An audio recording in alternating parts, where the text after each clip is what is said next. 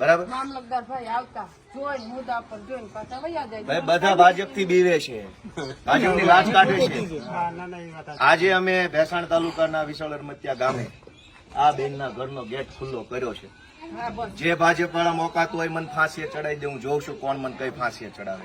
હાલે એના નાના માણસો હોય, ગરીબ માણસો હોય કિરીટ પટેલ જ કરાવે છે સમજી લીધો. કે અહીંયા બેલા ગોઠવી દીધા ઘરની આમે 8 વર્ષ સુધી સળંગ, તો બહાર કેમ જવાનું, અંદર કેમ એક આવવાનું? પાયો કાઢ્યો ને તાર વંડી સણવા નહોતા દેતા, હાંજે પાયો ચોખ્ખો કરે એટલે બેલા ન્યા સણાવી દેતા. આ તો અમારા કડી આવે ચોખ્ખી કરીને આ દિવાલ કરી. બીજી વાર અહીંયા બે બેલાઈ જો હલાવે ને, અમે જેમ નાખ્યા છે એમાંથી હલાવે ને તો મને ફોન કરી દેજો. અહીં જેમ પડ્યા છે ને એમાંથી હલાવે ને તો મને કહી દેજો.